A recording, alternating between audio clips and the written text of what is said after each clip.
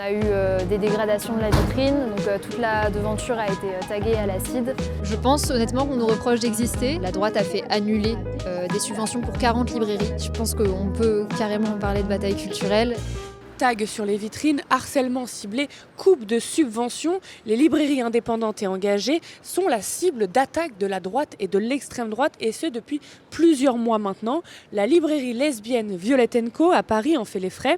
Prise pour cible après avoir mis en vitrine un livre de coloriage sur la Palestine, la mairie de Paris et la région Île-de-France ont remis un coup en votant des retraits de subventions en novembre. Cibler une librairie féministe, lesbienne, antiraciste qui met à disposition un lieu de rencontre et des œuvres culturelles. Est-ce cela qui dérange la droite et l'extrême droite en pleine bataille culturelle pour 2027 ? Reportage.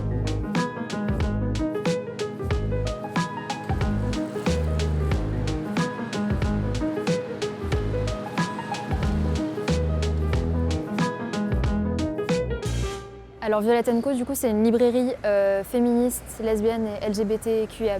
C'est une librairie qui a ouvert en 2004, rue de Charonne initialement. Et donc nous, on a repris le projet au moment où les fondatrices sont parties à la retraite. Donc on a un nouveau collectif, on a un nouveau local et on propose des livres féministes, lesbiens, LGBTQIA+. Cet été, on a fait 2 vitrines. Donc sur ce pan-là, on a fait une vitrine sur le mois des fiertés. Et sur l'autre pan de la vitrine qui est juste là, on a fait une vitrine sur la Palestine, l'extrême droite, l'homonationalisme, le fémonationalisme. Et donc c'est là qu'un livre en particulier, mais pas que, a attiré l'attention de certaines personnes qui sont venues dans un premier temps menacer l'équipe de la librairie. Au début discuter, mais ça s'est très vite transformé en menaces et en insultes. Et ensuite ça a été relayé sur X, notamment par des élus qui ont repartagé une vidéo de cette partie de la vitrine en critiquant le fait qu'il y avait donc un livre de coloriage sur la Palestine, mais également le livre Débordé Bolloré et d'autres livres. Donc on voit que c'est une critique aussi un petit peu plus large des livres que propose la librairie. On a eu des dégradations de la vitrine, donc toute la devanture a été taguée à l'acide. Il y a aussi eu la partie basse de la devanture qui a été taguée. Et ça, c'est du coup cette devanture-là, pareil sur toute la longueur. Donc on a dû changer l'ensemble des vitres. Il y a eu une campagne de cyberharcèlement sur les réseaux sociaux, des appels téléphoniques, des commentaires Google Maps, voilà. Ça a pris de nombreuses formes et là ça a été réactivé sous une nouvelle forme qui est la forme politique avec la suspension de 2 subventions de la part de la ville de Paris et de la région Île-de-France.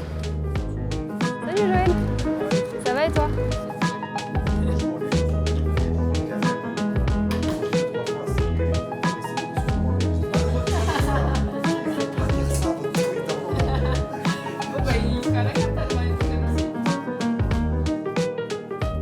C'est arrivé de façon très brutale. Après, très rapidement, on a appris que d'autres librairies s'étaient pris des attaques similaires. Et dès qu'on a commencé à communiquer, en fait, à dire ce qui s'était passé, on a eu un afflux de monde comme on a rarement eu.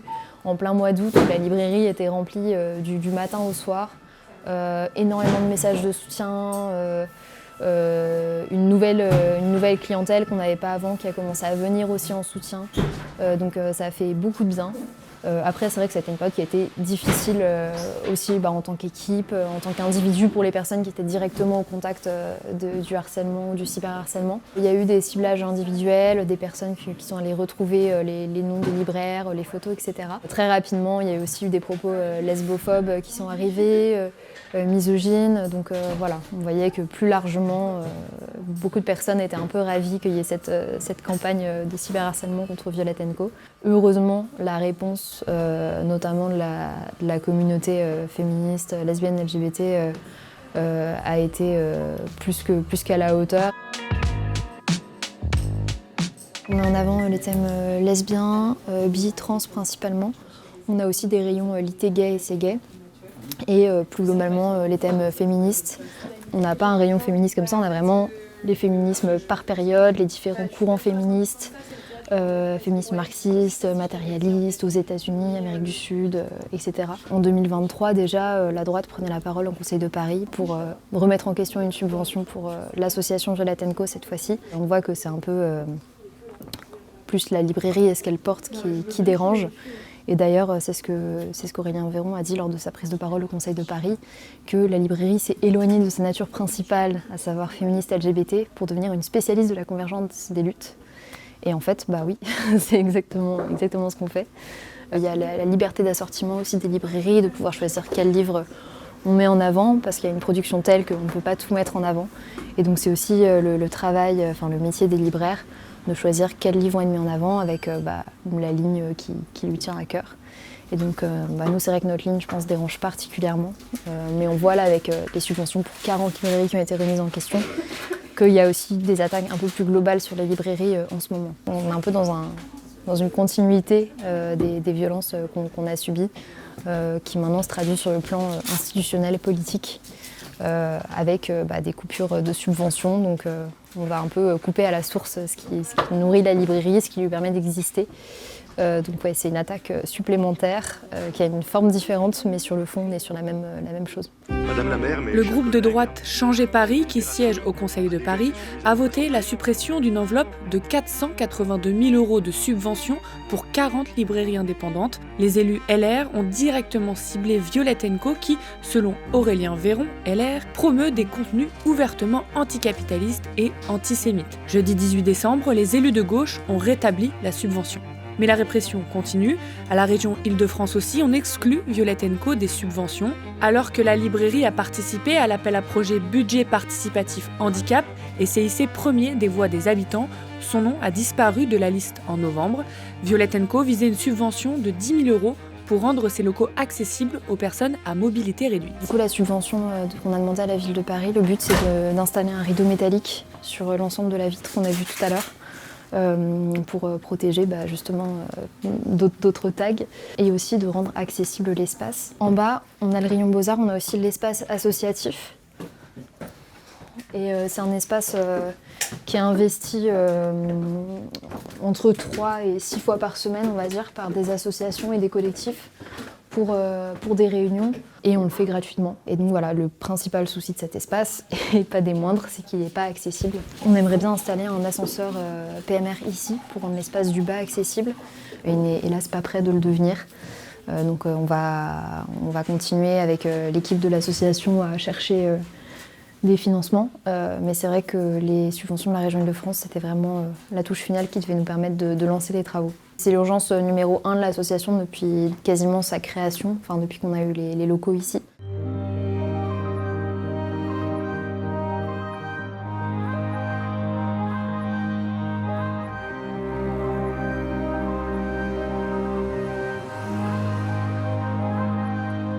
Alors que la région organisait sa cérémonie de remise de bourse ce jeudi 11 décembre, Violette & Co a décidé de manifester devant les locaux de la région Île-de-France et a tenu sa propre cérémonie pour dénoncer, selon elle, l'acharnement du conseil régional. On voit vraiment le continuum des violences.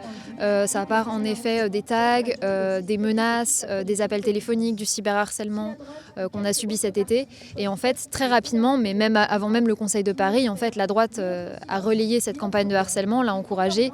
Il y a un élu, Aurélien Véron, qui a partagé une vidéo de notre vitrine sur son compte X, en appelant les gens à aller nous rendre visite. C'est ce même élu qui a parlé de nous au Conseil de Paris. Donc en fait, c'est juste le pendant institutionnel et politique des violences physiques, verbales et des dégradations qu'on a subies à la librairie. Je me joins à toute l'équipe du coup pour vous remercier de votre présence ce soir dans les locaux de la région. Je pense honnêtement qu'on nous reproche d'exister.